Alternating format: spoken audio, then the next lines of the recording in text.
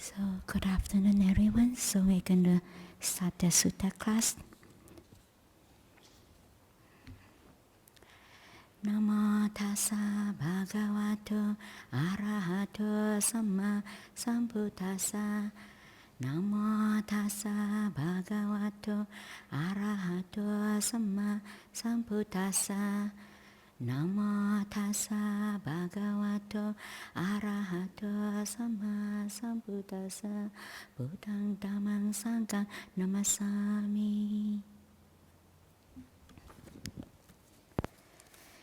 So today we do this, reading this Majjhima Nikaya Sabbasava Suttas, all the Taints.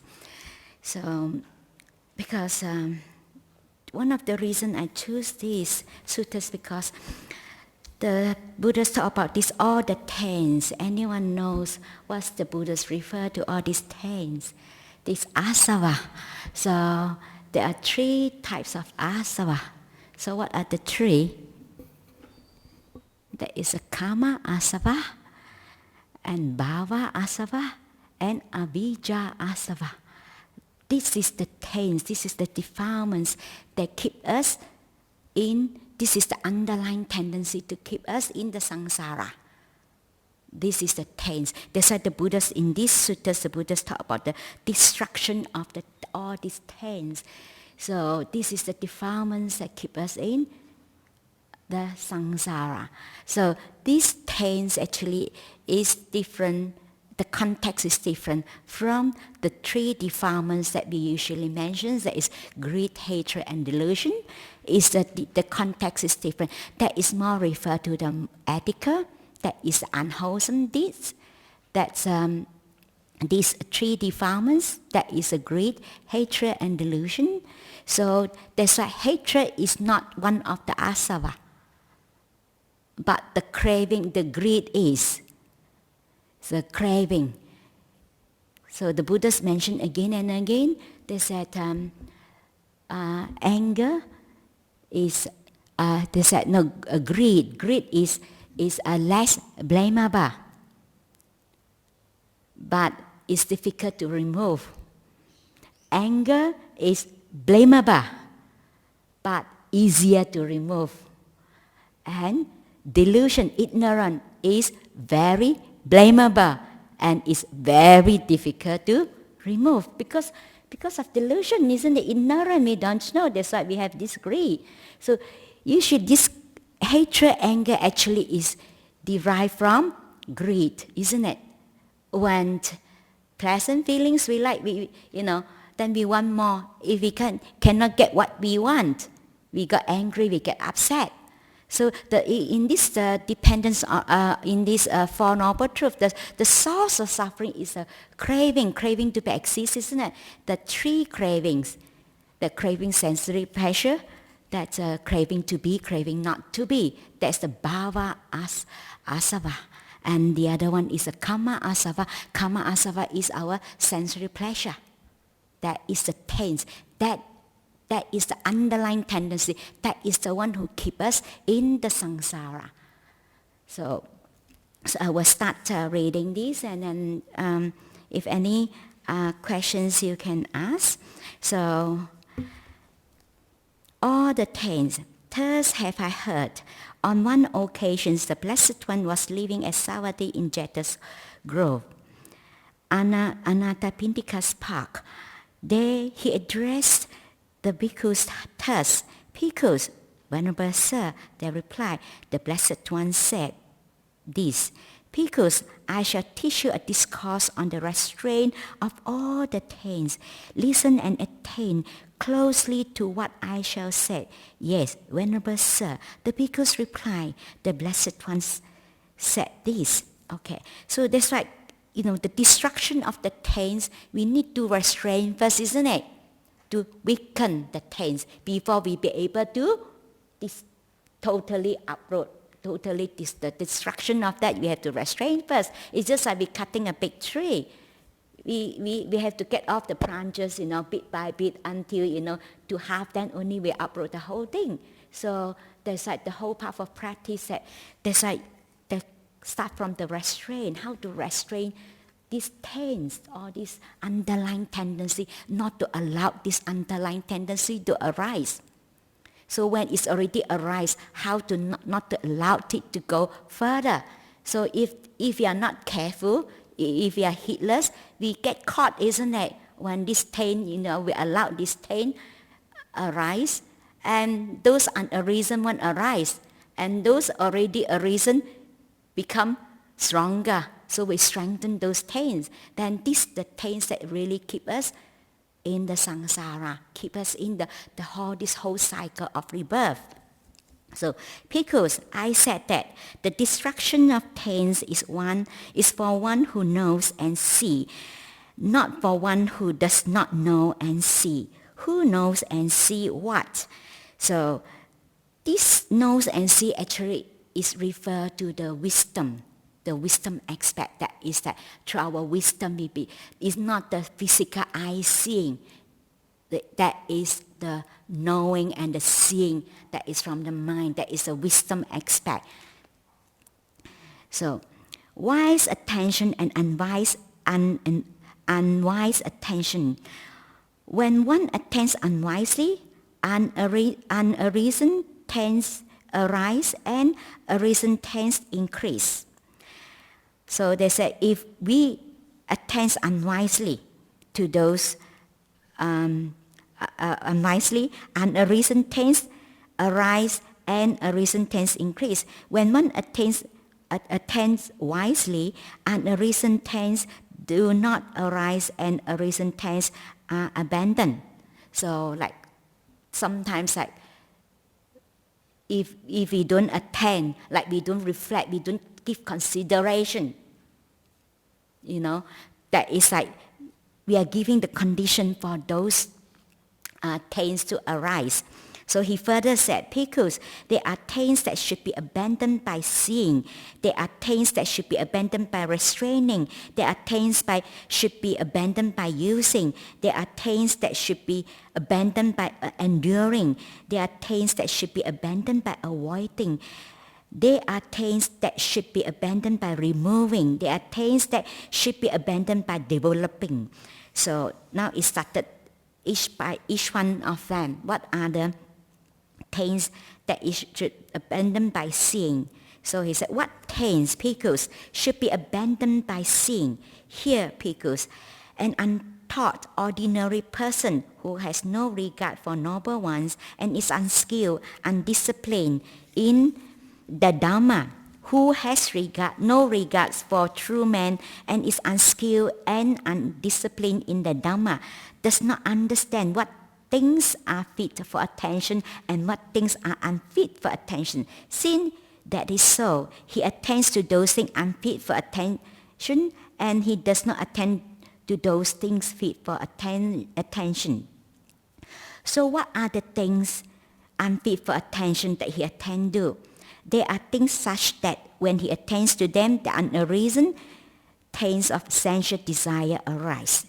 Just like about seeing, like we seeing a good things that we like, for example, a man see a beautiful girl, okay, the sensual desires arises in him. So by seeing that, so when that arising in him, then the arisen taints of sensual desire increase because they get caught. So that is the taints, because you have this sensual pleasure. When this sensual pleasure arises in one person, so the arisen taints of sensual pleasure, the sensual desires increase. The arisen taints of being arise in him and arisen taints of being increased, the unarisen taints of ignorance increase in him, and the arisen taints of ignorance increase. That means that when we have these sensual desires, arises, or these sensual desires already arise and is increased. When these sensual desires increase, that is leading up to our what arises, that is being arises. How we identify, that our experience with sensory pleasure. Like for example, there is a contact, so that is feeling arises. Then where we get caught, then there is a greed, there is the sensual desires, the greed. Then there's craving arises, craving being. So we identify those experiences as being, we are the, like for example, when we experience pleasure, so we take it to be me and mine. That is, we identify with that of being. So, and because of that, and the unreason taints of being increased in him, and a reason taints of being increased. So, unreason taints of ignorance arise. That's why this is how this is how we develop the views of how we view things, because we identify this with the greed, the sensual desires. Then we identify with that. Then give rise to this being. We are this, we are that. And that we increase our ignorance. So these are things unfit for attention that he attends to. And what are the things fit for attention that he does not attend to? There are things such that when he attends to them, the unarisen taints of sensual desires does not arise in him, and the arisen taints of sensual desire is abandoned. The unarisen taints of being does not arise in him, the arisen taints of being is abandoned. So the unarisen taints of ignorance does not arise in him, and the arisen taints of ignorance is abandoned. These are the things fit for attention that he does not attend to. By attending to things unfit for attention, and by not attending to things fit for attention, both arisen taints arise in him and arisen taints increase. This is how he attains unwisely. So this is how because it's been repeating. It's just like, so when we get caught in that, we've been identified with that experience, that desires, that is the craving, the sensual desires, and then we get caught with that. Then we give rise to the craving to be, being. We identify with that, So me and mine. So then we started to attack. This is how we get caught, one thing leading to another, because when we are not careful, when we are heedless, so we get caught in that. Then we will give rise to, we will follow that thoughts, go further. So from sensual desires, we identify those as me and mine. So then the craving to be exist, being, this is me, this is mine. For example, we love a beautiful girl. So okay, this my happiness is from this beautiful girl. I love her, and this something get hold on to that, And from that is how we identify ourselves. Even with our children, we identify me and mine. So this is how we go further. Then was I in the past? You see, then we started to, because this sense of self gives rise to this sense of self, isn't it?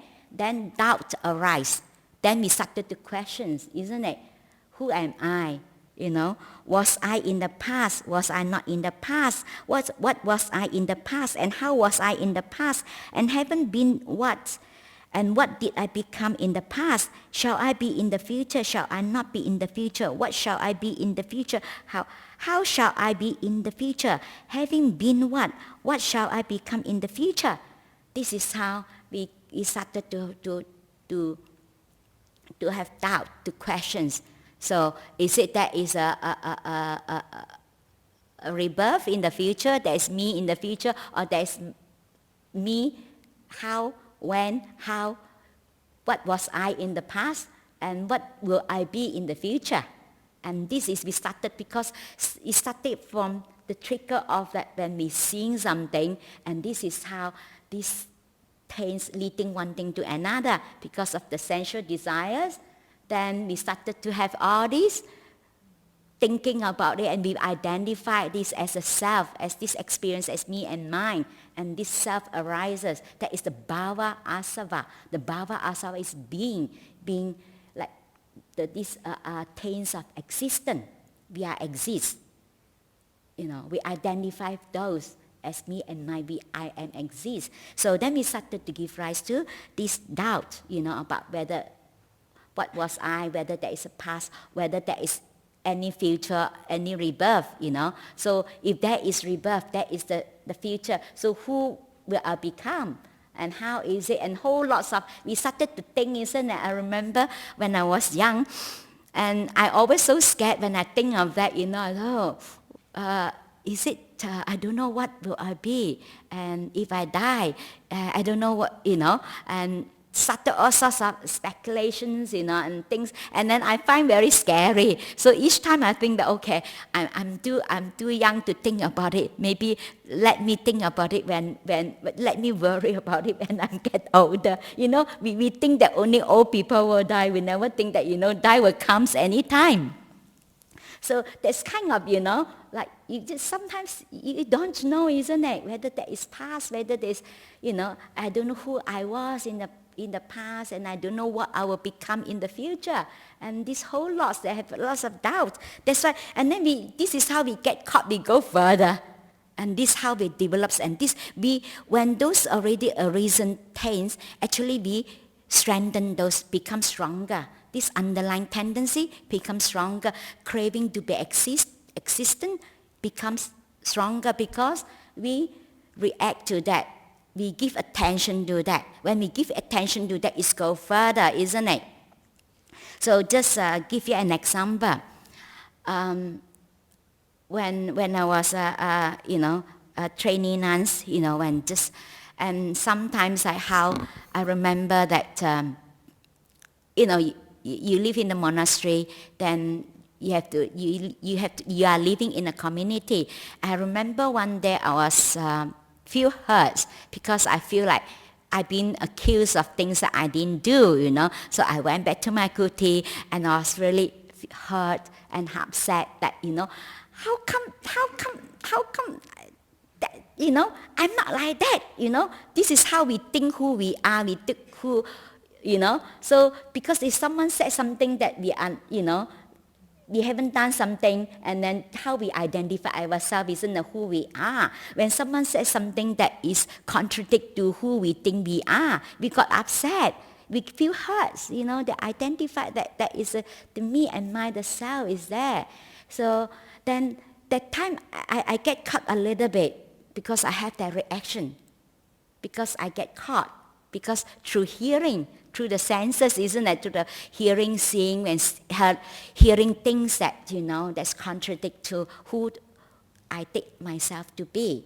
So then after that, I was walking up and down in the walking path. Then I started to investigate, that's why this is called wise attention, So I reflect, to give consideration, investigate. Actually, this wise attention, that means to investigate, to give consideration, to look at it, to reflect, on that, So, and from that, I started to reflect and investigate. Then I asked myself, why can't people say something to me? Why can't people accuse of me?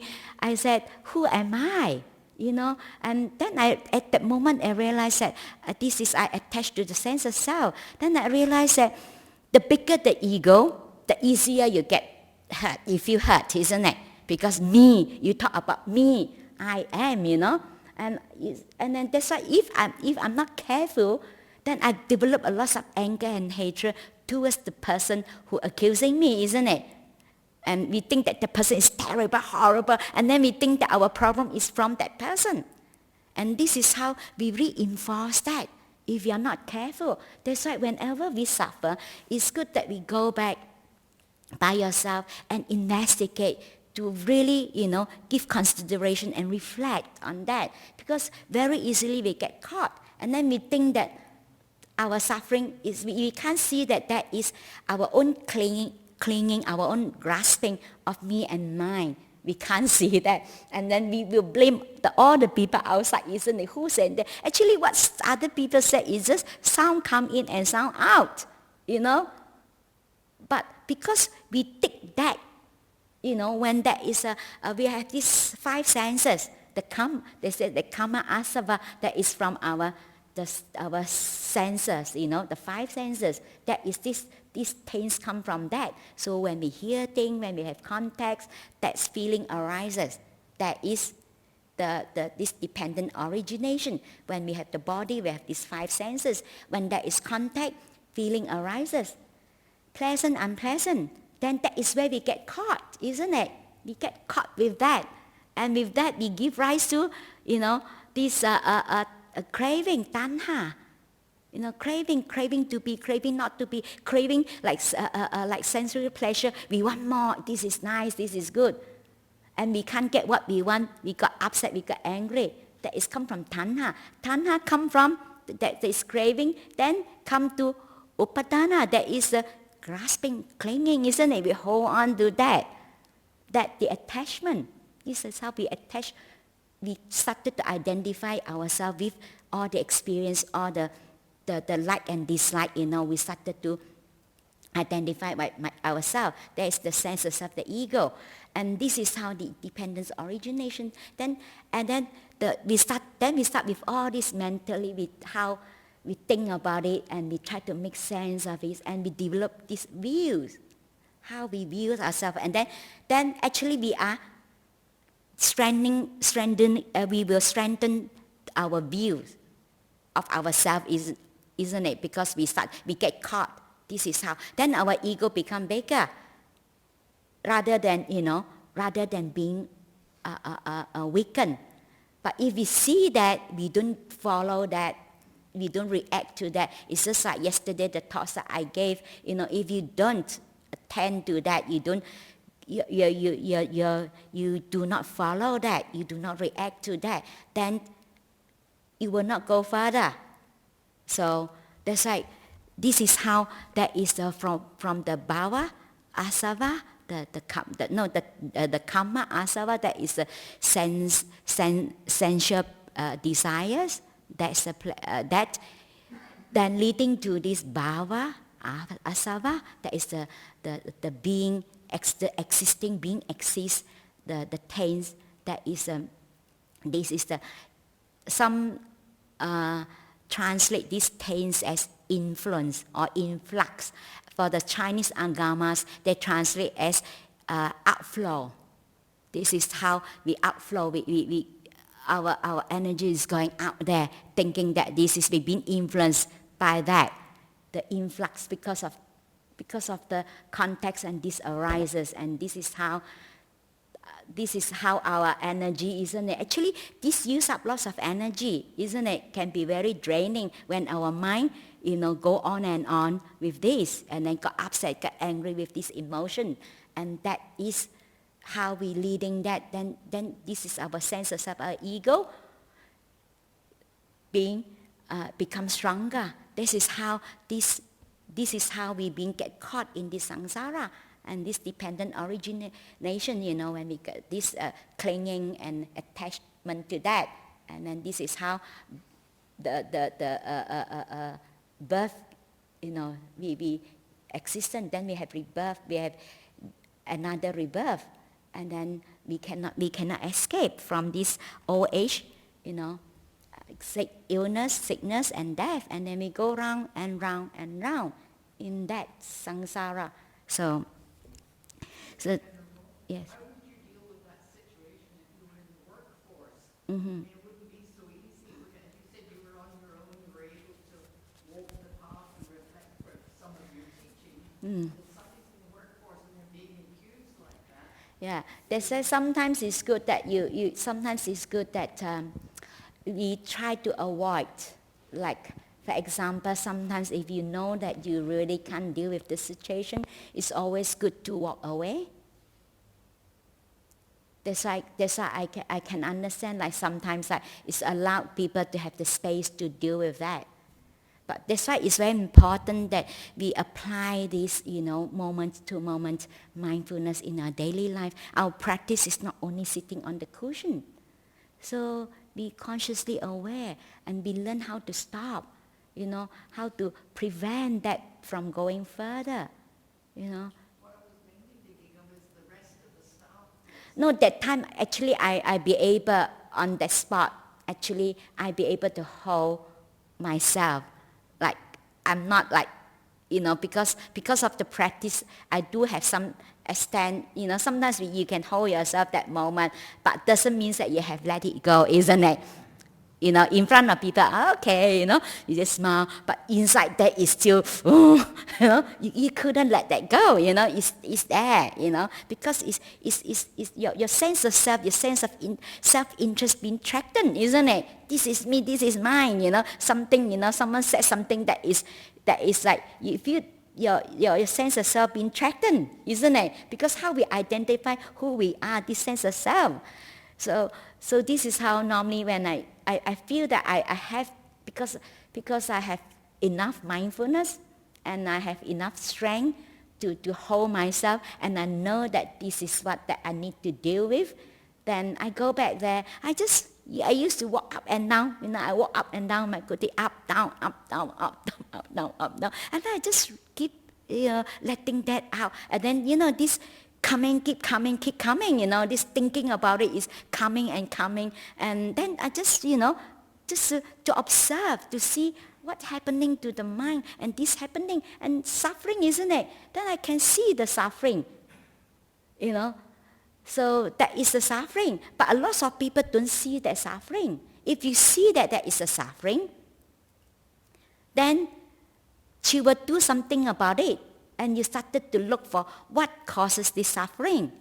Why causes me suffering? Why I get upset if people say something, It doesn't matter what other people say, it's just sound, Why I bother so much? And I carry that with me, Then this is how you really investigate and reflect and asking yourself questions. I find that it's very useful for my own practice that I used to ask myself questions. I investigate, asking myself why and why not, And it's just surprisingly, we deep down we do have the knowing, we do know, isn't it? But it's only thing that we couldn't let go because the attachment of the sense of self, the ego, we couldn't let that go. On one hand, we do deep down, we know. But it's not true, How come that person said that? You just couldn't let that go. And that's why we are here. Because the ego, the sense of self, that's why we are here, we're clinging on to that. Again and again we keep, That's why it's important that we don't, that is unwise, we attend this unwisely. We give attention to that. When we attend to those things unwisely, it's grow and leading one thing to another. And then next time, then we give and next time in the same situation, it becomes stronger, the emotion becomes more and more intense, the intensity of, This is how we strengthen that. So, but even though we do not react to that, we do not strengthen that, but next time it still comes out. But it will stop by itself if we keep doing, keep practicing, keep doing, not to, we try to attend wisely to this whenever these taints arises. If we are not careful, of course the taints arise. But sometimes if we are mindful enough, this will not come out. But sometimes, of course, our mindfulness is not that always. So this comes out. Then, if we be able to deal with it, to really have this wise attention, not to attend to it, unwisely, because we know that this is unfit. If we are going follow along that, and we create more suffering for ourselves. So that is actually it's good to always, when we suffer, we always go back and investigate and look at where the suffering coming from. And this is how we are giving this wise attention. We attend to it wisely. not to, because it's unfit for us to attain to it. Some of the things we shouldn't attend to that, because of it's unfit. Because like, for example, like the craving comes, if we keep focusing on that, then the greed become, we strengthen that. So, but it's just like we feed that, it's grow. If we starve it, it won't grow. But it doesn't mean that it will stop. Like, yes, I think Friday, don't know, some of you were here, one of the questions were asked that, is it possible that we be able to really totally abandon the sense of self? I said it's possible, but it takes time. It's not easy. It's possible. They said, is it possible? I said, it's possible. It's just like, I like to give the simile of the wheel, like, it's just like the energy is keep spinning, So when we attend to that, then we are reinforced that. So we spinning the wheel, and it keeps spinning faster, isn't it? When we react, it's just like we kicking the wheel, it's spinning faster. So when we don't react, it still spin. Even we don't kick the wheel, it still continue to spin. But when we keep doing that, not to feed it, not to react to that, not to kicking the wheel, not to spin it, and eventually the wheel will be slower, stop, isn't it? If you leave it alone, it stop. But the problem is we cannot leave it alone, isn't it? One thing, anything arises, we give meaning to it, we take importance. You see, letting go means we letting them be, but we try to manipulate, we try to push it away, we try to suppress it, we try to deny, we try to pretend that it's not there, we do all sorts of things, isn't it? Whenever things that we like, we want more, we crave. Things that we don't like, we try to push it away. And then we are constantly interfering, because actually these things is non-self. It arises, it just pass away, it's just, come and go by itself. But the problem is we are the one who create that. We are the one to reinforce that again and again. So that is how our, yes? So like, for instance, here we have to earn a certain amount of money to survive, to pay our bills and to do things. And so me as an example, I will then look at, okay, I've got to have X amount of money coming in each week to pay the bills. So where is the line for the greed of money, or the greed of wanting things? Because for me, I do need to pay my bills and I have to survive, clothes, cars, food, to keep everything running. Where is the line for that? That is where your wisdom come in. The Buddha said that's the middle way. That is your own wisdom, that you know that how much you need. So you only get what you need and not what you want. Sometimes the thing that we want might not be the things that we need. It's just we want it. I see some people buy lots of things and never even use it. I have seen someone, when I was in Singapore, someone told me that her relatives whole wardrobes, and she gave her a new dress. Even the price tag is still there. I said, amazing. She said, her whole wardrobes. She said some of the dress, even the price tag is still there, haven't worn, brand new. Because sometimes we think that we just want it, but we don't really need it, isn't it? But that's why the Buddha's, at the beginning, you remember the Buddha's when he before his enlightenment, because of the thing that the problem is come from this sensory pleasure, then he should, he stopped himself, self-modification. So this is not, we need to have basic physical comfort in order to practice. You see, we have to have a relatively healthy body, isn't it? So that's why we just get what we need, how much we need. So, and then that's it. And then we try to live as simply as we can. Basically we do not need a lot to be happy, isn't it?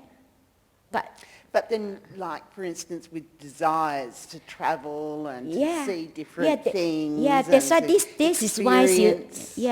that's where you have to restrain yourself. You know, asking yourself, do I really need it?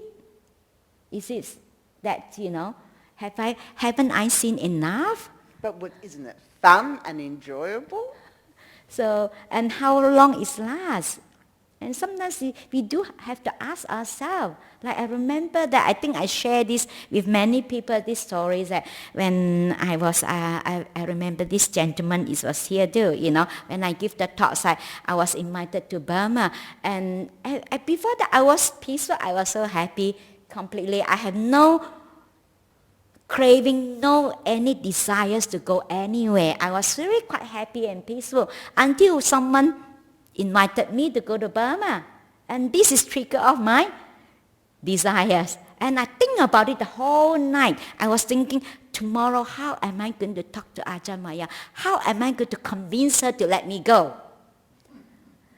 And the whole night, and I feel that so much suffering. Then after that, I asked myself, what the heck are you doing? And I said, and I realized that the thinking about it is so much suffering. How to get that, That is the thinking about how to get this thing actually is very unpleasant. And I realized that it's very unpleasant in me. And I said, why I get into this, Then I stopped. I said, okay, that's it. Tomorrow, what I need to do, I just can tell her that I was invited. If she said, okay, you can go, fine, I go. If she said, can't, fine, I don't go. Because I have enough suffering. Because thinking about it, thinking of how to get that, that drive, that kind of energy, actually is very unpleasant. If your mindfulness is strong enough, you feel that it's very unpleasant to try to get things. You feel that it's very unpleasant. Then I realized that actually those kind of excitement, those craving, actually is a very afflictive, Then I drop it. I said, no, I'm not going to go. If she said, yes, I can go, okay, it's a bonus. If I can't go, I'm happy too. I don't have to go. So how much I need to see, isn't it? Like I remember when I was in Singapore, and I, busy the whole week, the last day, and then I come back, right from, I get down from the plane, and already give a blessing to someone, and later talk to someone from 7 to 10 o'clock, and the next morning conduct, give talks in the afternoon, and another talks in the evening, and then 2 days meditation workshop, and whole series of talks. I was giving 10 topics of talks to give, within a few days, every day at least 2 talks, and with the ceremony and things like that, and talking to people, and the last day, I'm quite, okay, I can relax, I go back. And I was saying with once a lay supporters, she's hosting me. I'm living, she had 4 levels, so I was on the penthouse level. So she come and, like my kapia, she looked after me. Then I was relaxing myself, sitting there, meditating. Suddenly she comes out, she said, oh, I was thinking that I haven't teach you to look around. Because I went back, after finish about 5-ish, She said, you want to go out to have a sightseeing? I said, no, thank you. I said,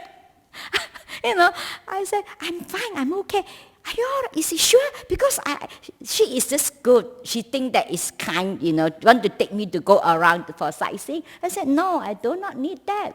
Because to me, like if you have experienced the more refined type of happiness, and this kind of happiness becomes like this kind of excitement to see things becomes much coarser than the other type of happiness. You don't crave for that anymore.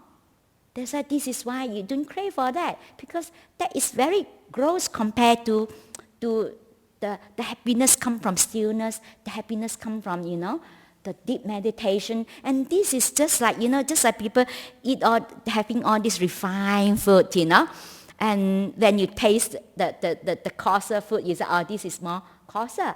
The same thing. So I said, I said, no, I don't want to go. I told her that I don't want to go.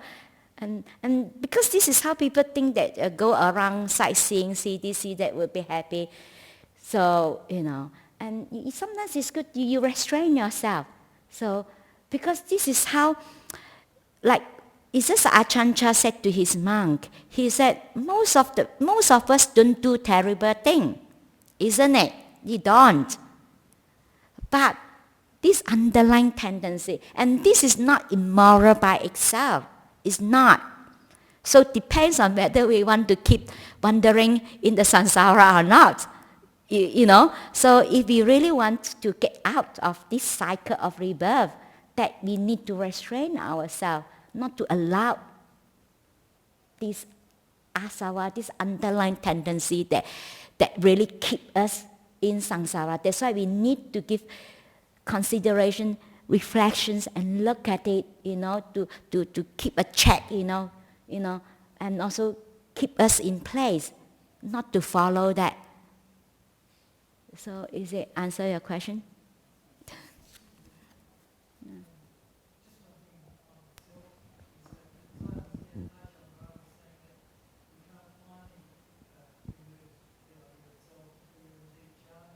Yeah. Yeah. That's why you need to practice. That's why you need to restrain first.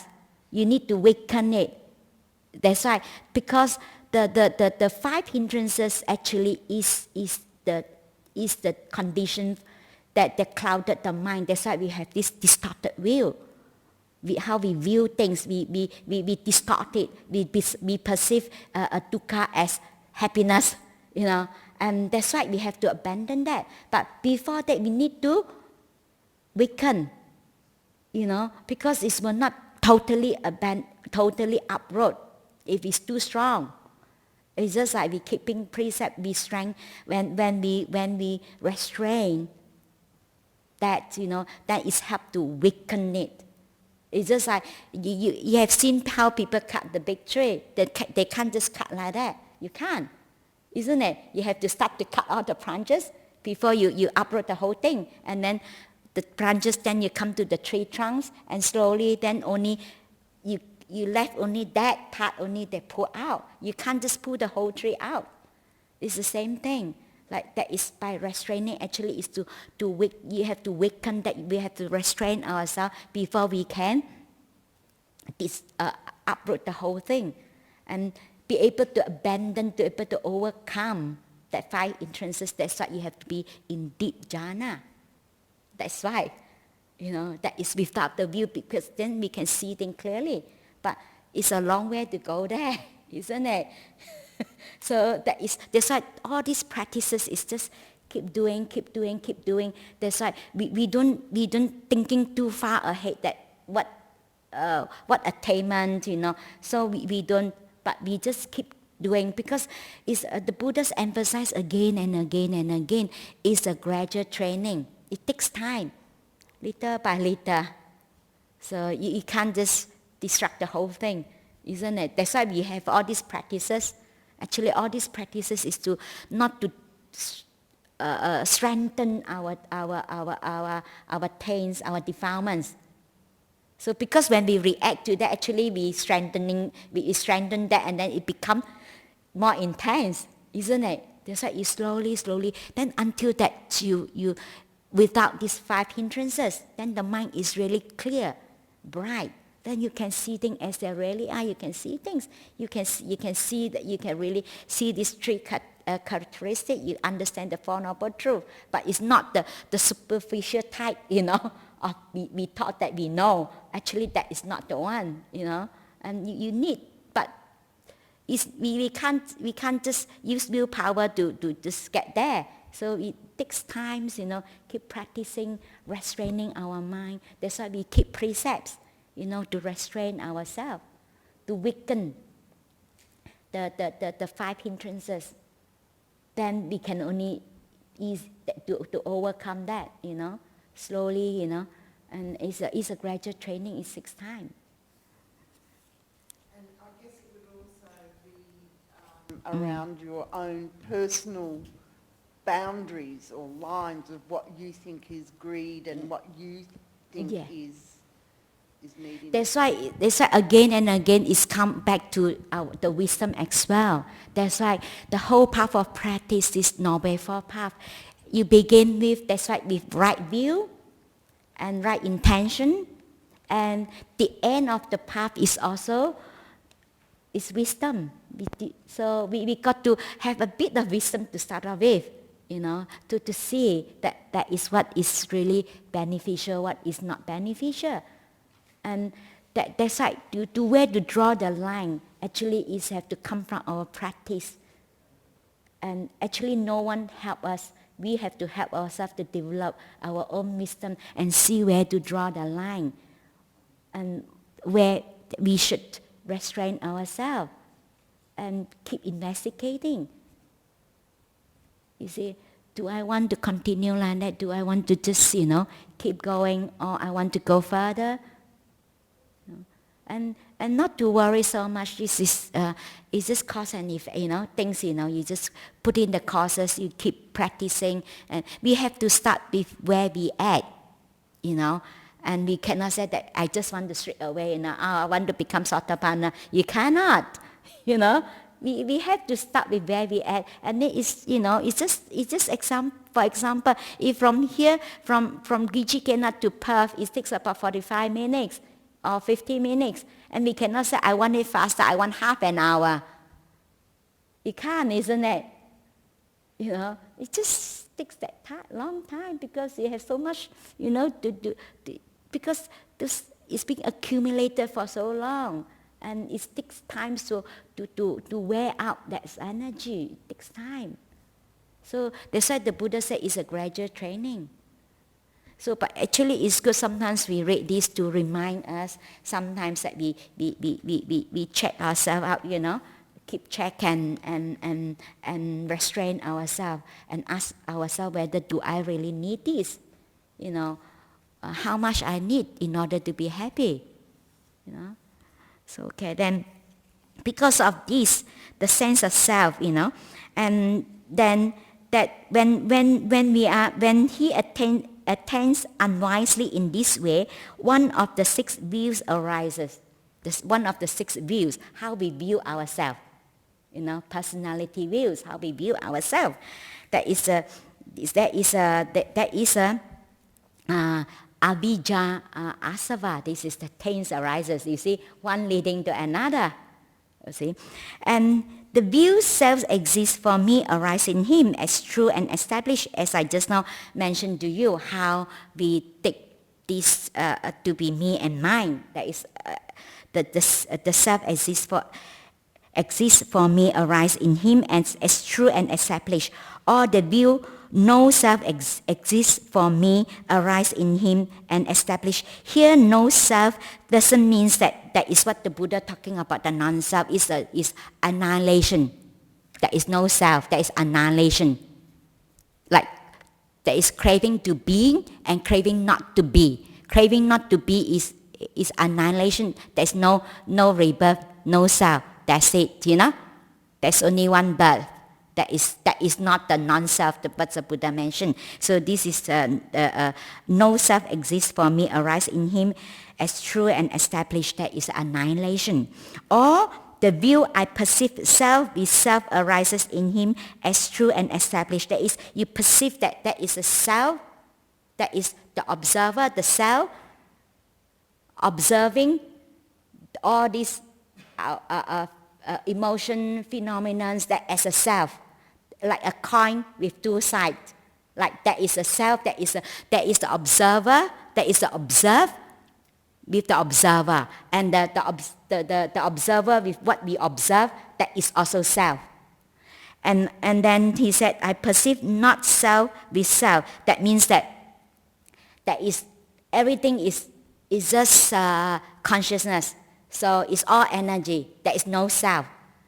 But even that also a self. Like nowadays with this psychology, the modern psychologists, they talk about, all these impermanence, and perceptions. And then they say, all this is energy. There is no self. But the energy is also self, So that is not the Buddhist teaching of non-self is not that no one there. It's just that this thing is not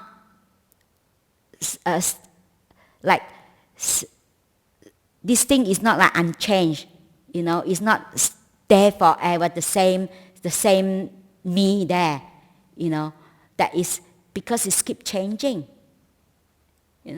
So this is not what the Buddha's teaching of non-self, but a lot of been this not self that is annihilation. And then this one, when they said that this consciousness is not self, but so whatever that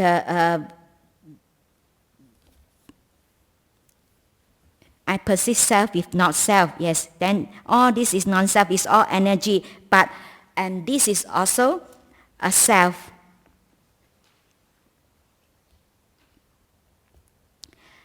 So arises even as true and established, or else he has some such views as this. Is this self of mind that speak and feel and experience here and there the results of good and bad actions, but this self of mind is permanent, everlasting, eternal, no subject to change, and it will endure as long as eternity.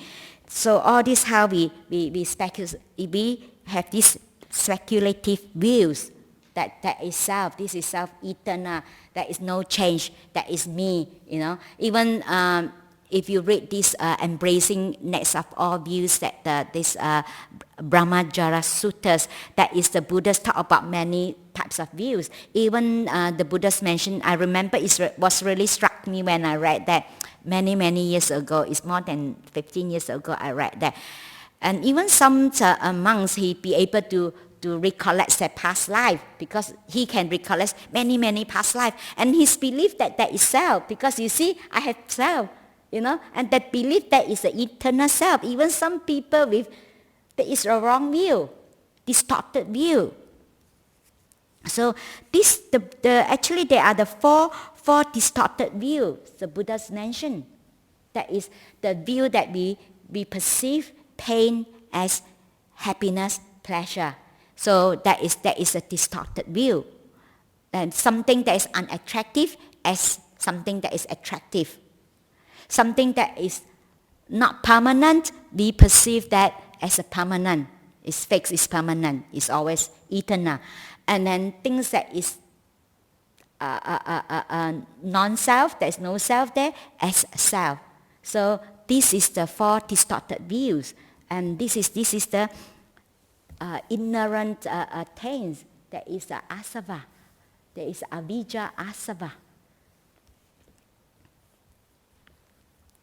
So these speculative views, because is called the takers of views, the wilderness of views, the conductions of views, the vacillation of views, the factors of views, fettered by the factors of views.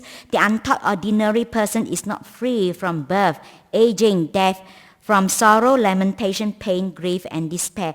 He is not free from suffering, I said, because a well-taught noble disciple who has regard for noble ones, and is skilled and disciplined in the Dharma, who has regard for true men and is skilled and disciplined in the Dharma, understand that things are fit for attention and things are unfit for attention. Since that is so, he does not attend to those things unfit for attention, and he attends to those things fit for attention. What are things unfit for attention that he does not attend to? There are things such that when he attends to them, the unarisen taints of sensual desires arise in him. Then he repeat again that the paragraph 6. That is that is a go back to the this is repeat as the paragraph 6, in him, and the unarisen taints of sensual desire increase. The unarisen taints of being arises in him, and the arisen taints of being increased. The unarisen taints of ignorance arises in him, and the arisen of taints of ignorance increases. So he repeat that again. And the taints arisen reason taints of ignorance increase. These are the things unfit for attention and that he does not attend to. And what are the things fit for attention that he attends to? There are things such that when he attends to them, the unarisen taints of sensual desires does not arise in him, and the reason, and he repeat as the sixth again. And the reason taints of ignorance is abandoned. These are the things fit for attention that he attends to. By not attending to things unfit for attention, by attending to things fit for attention, and the reason taints do not arise in him, and reason taints are abandoned. So this is just now I have mentioned, if we don't get caught and to reinforce that, and that is slow, then it will be abandoned. So this will not come out, like for example, we got the senses. So I think further they did mention about things to be abandoned by restraining, by avoiding, by using. So I will go through that.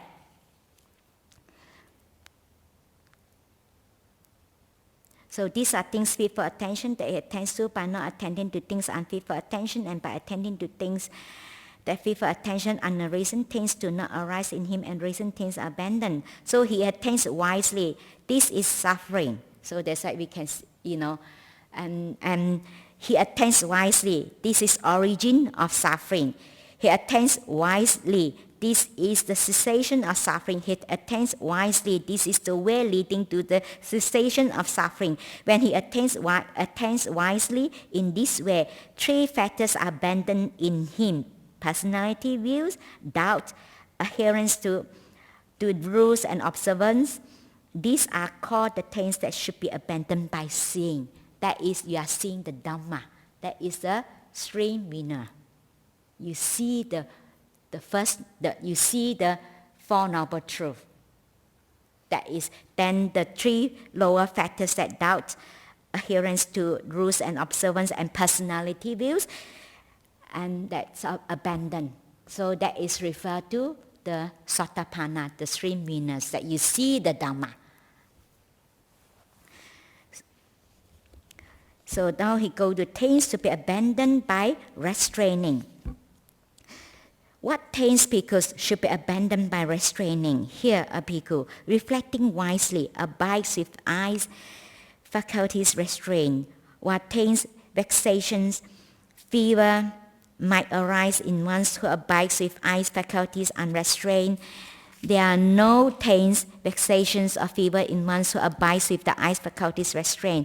Reflecting wisely, he abides with the ear faculties restrained, with nose faculties restrained, with tongue and all the five senses, with the body faculties restrained, with the mind faculties restrained. While taints, vexation, and fever might arise in one who abides with faculties unrestrained, there are no taints, vexations, or fever in one who abides with faculties restrained. So these are called taints that should be abandoned by restraining. So we restrain our senses, like just now we have already discussed with that, like that we want to see things, we want to go for that. This is how we restrain ourselves. Like is we don't have to go there. Then we don't. That is how we don't go further. We restrain by restrain our five senses and restrain our mind when the thoughts comes out. With this sensual pleasure arises. So that is the taints to be abandoned by using. He said, what taints bhikkhus should be abandoned by using? Here a bhikkhu, reflecting wisely, uses the robes only for protection from cold, for protection for heat, for protection from contact with gadflies, mosquitoes, wind, sun, creeping things, and only for purpose of concealing the private parts. Reflecting wisely, we use alms food, neither for amusement, nor for intoxication, nor for the sake of physical beauty, attractiveness, but only for the endurance and continuance of this body, for ending discomfort, and for assisting the holy life. Considering thus, I shall terminate all feelings without arousing new feelings, and I shall be healthy holy and blameless, and shall live in comfort. Reflecting wisely, he used the resting place only for protection from cold, for protection from heat, for protection from contact with gas, flies, mosquitoes, wind, sun, creeping things, and only for purpose of warding off perils of climates and for enjoying retreat. Reflecting wisely, he uses medicinal requisites only for protection from arisen afflicting feelings and not for the benefit of good health. What taints, vexation, and fever might arise in one who does not use requisites. There are no taints, vexations, or fever in one who uses them thus. This is called taints that should be abandoned by using. This is how, we use it, like for example, like nowadays, like a lot of people attached to, like, healthy is not enough, they want healthier, isn't it?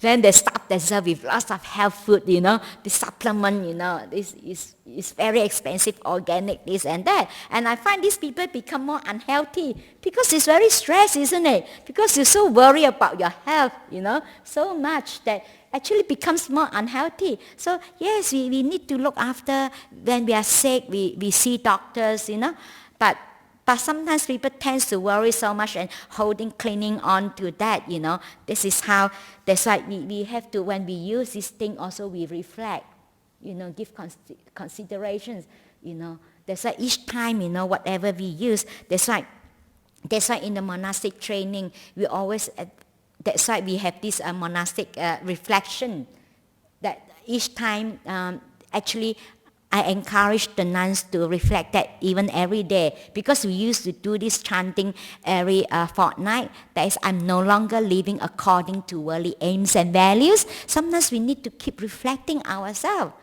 Why we are here for? If we come to the monastery, we voluntarily to isolate ourselves, and we are still not. If we are still crave and still like to go out, accompany, go out with others, like to, then what's the point of coming in? So that's why this is how we keep reminding ourselves, reflection. The Buddha asked, for one who has comfort, you have to keep reflecting and reminding ourselves why we are here, why you put on robes. So, and I'm no longer, and my very life is sustained through the gifts of others. And the Buddha said this should be reflected again and again by one who has gone forth. So, and then we eat, we reflect that the food is just medicine. To just feel, we are not here, we are eat to live. We are not here to live to eat. But a lot of people live to eat, isn't it? Spend so much time to eat this and that, and put in so much effort, what is tasty, what is nice, and and some people can spend the whole time, get all this food that delicious, this is the best food, so much time and energy, isn't it? So we are not here we are not eat to live, we are eat to live but not live to eat. So that's why it's good that when we use it, when we're using this when whatever the requisite we use, food, the resting place, the lodging, the dress, the clothes that we wear, it's good enough, no need to have branded one, no need to have expensive one. It's enough to keep us warm. So that's why we do not need a lot actually, isn't it? And a dwelling place that, how much we need. Even you got a big house, we only need 4 by 6, And you got a big house also, you cannot sleep from one place to another, isn't it? And because it makes us really tired and stressed. So you need 4 by 6. That's why it's important we remind ourselves. That's why this is how the Buddha said, this wise attention, that is, we reflect, give consideration, ask ourselves when we want something, when we want to get something, we ask ourselves, do we really need it? That's why this is the reason, that's why in the monastery we do have the rules like it's also it's also in the Bhikkhunis rules. Like as a nuns, we are not allowed to ask unless we've been offered. But we can't even hint that, try to hint at what we want, And sometimes this is amazing. We can live without lots of things, when we don't have it. We just make do. And sometimes I always feel happy, especially when you go overseas to teach. You have many people that want to offer you things, I'm so glad, I'm happy that each time I said, no, I do not need anything. So we do not need so much, in order to be happy. Actually, it's a burden to have lots of things, isn't it? It's not, don't bring you much happiness. Actually, it's a burden. It's the more you have, the more you have to look after, isn't it?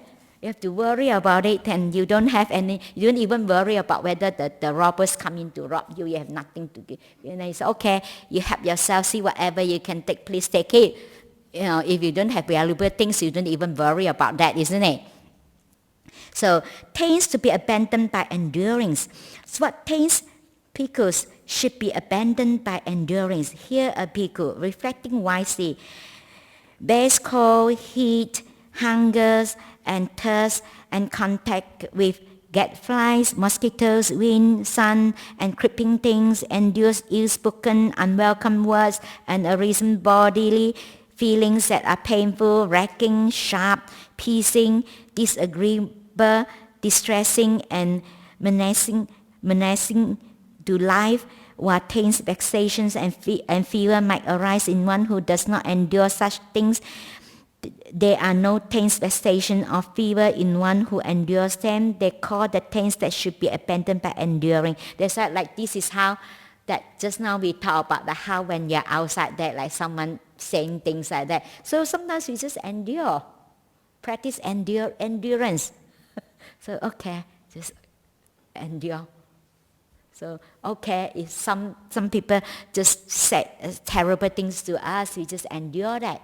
But because when we got upset, when we react to that, and then we got into the argument, quarrel or fight, then we strengthen the taints that already arisen. And arisen one arise, and those already arisen becomes stronger. So there's like this, sometimes we got to endure. If people call us stupid or anything, so we just endure. So keep telling, just keep, like Ajahn Chah used to ask yourself, if someone call you dog, and then you see whether you got the tail. So sometimes we just have to remind ourselves, to endure that it's okay. What are the nasty thing people said to us? So keep cool. Actually, I find that it's quite useful that for myself, that sometimes I do use, like sometimes you can pacify your mind. Not like, for example, like if someone says something and then you keep telling yourself, keep cool, something that is really works for you, certain words, Some people used to say chill out, You keep saying that, Then you become like you focus on that like a mantra. Then you keep, then you won't, that to stop your mind is going further and listening to what that person said, and then you just keep to yourself like a mantra, So that cool, or calm down, then you just keep that. So let the person say, and then you just, then you don't react. I know sometimes it's not easy. So taints to be abandoned by avoiding. You see, what taints because should be abandoned by avoiding? Here are people reflecting wisely: a wild elephants, a wild horse, a wild bull, a wild dogs, a snake, stump, bramble, patch, chasm, cliff, chestpit, a sewer. Reflecting wisely, he avoids sitting on unsuitable seat, wandering to unsuitable resort, and associating with bad friends. Since he were to do so, wise companions in the holy life might suspect him of evil conduct. So what taints, vexations, and fever might arise in one who does not avoid these things. There are no taints, vexation, and fever in one who avoid them. These are called the taints that should be abandoned by avoiding. Like just like we know that we associate with those friends that, that is not a good friends, then we avoid. So we know that if we associate with these, people long enough, sometimes we think that we not be affected. Doesn't mean that we are not be kind to them. We are kind to them, when we see them, if they need help, we can help them, but not to associate with them. So because we know that it's not really good for us, isn't it? Like some of the things we know that we go down to the track, what is going to happen? Sometimes we know, then we should avoid, isn't it? If we know that this thing, when we get caught and then we know that when we go down to the track and what is then we're going to suffer, then we avoid that. We don't go into that, isn't it? So that's why this is the taints to be abandoned by avoiding. So taints to be abandoned by removing. What taints bhikkhus should be abandoned by removing? Here a bhikkhu reflecting wisely does not tolerate and arisen thoughts of sensual desires. He abandons it, remove it, does away with it, annihilates it. He does not tolerate and arisen thoughts of ill will. He does not tolerate and arisen thoughts of cruelty. He does not tolerate arisen evil, unwholesome state. He abandons them, removes them, does away with them, and annihilates them. While taints, vexation, and fever might arisen in one who does not remove these thoughts, these are no taints, vexation, or fever in ones who remove them. These are called the taints that should be abandoned by removing. So that is how where you have to practice that right effort, to not to allow these unwholesome thoughts, to persist and try to remove it, find ways how to, not to allow this to come in, to remove it. So what taints bhikkhus should be abandoned by developing? Here a bhikkhu reflecting wisely develops the mindfulness, enlightenment factors, which is supported by seclusion, dispassions and cessations, and ripens in relinquishments. He develops in the investigation of state enlightenment factors, in energy enlightenment factors, rapture enlightenment factors, tranquility enlightenment factors, concentration enlightenment factors, equanimity and enlightenment factors, which is supported by seclusion, dispassion and cessation, and ripens in relinquishments. What taints, vexation and fever might arise in one who does not develop these enlightenment factors. These no taints, vexation, or fever in one who develop them. These are called the taints these are called the taints that should be abandoned by developing. So you develop these 7 factors of enlightenment. When you have these 7 factors of enlightenment, so then that the taints will not arise. So we will abandon these taints. So conclusion, bhikkhus, when for a bhikkhu's taints that should be abandoned by seeing have been abandoned by seeing, when the taints should be abandoned by restraining have been abandoned by restraining, when the taints that should be abandoned by using have been abandoned by using, when the taints that should be abandoned by enduring have been abandoned by enduring, when the taints that should be abandoned by avoiding have been abandoned by avoiding, when taints that should be abandoned by removing have been abandoned by removing, when the taints that should be abandoned by developing have been abandoned by developing, then he is called bhikkhu who dwells restrained with the restraint of all the taints. He has severe craving, flung off fetters, and with the complete penetrations of conceit, he has made an end of suffering. This is what the Blessed One said, the bhikkhus who satisfied and delighted in the Blessed One's words. So any more questions or comments? There is the 7 factors, that is mindfulness, the 4 foundations of mindfulness, and then there is the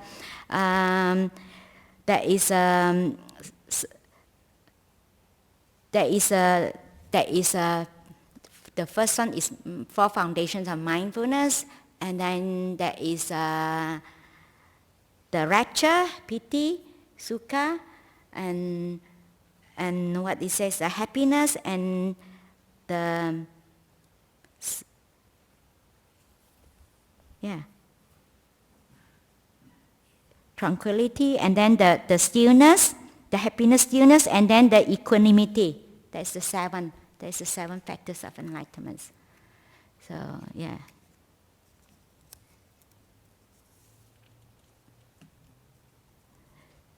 So this asava is this underlying tendency that that's when we have this contact, when we are not careful, when we are heedless, so we get caught. Then this is how craving arises, and then clinging, and then we develop these views, these personality views that is ignorance. Then that's why it's the existing to be, and this is how we keep. We carry this, into the stream of consciousness, into the next life, and keep go on, and then we keep, reacting to that. We keep reinforce that tendency again and again and again. That's why. So we keep, in that circle again and again. So yeah. So that's a mess.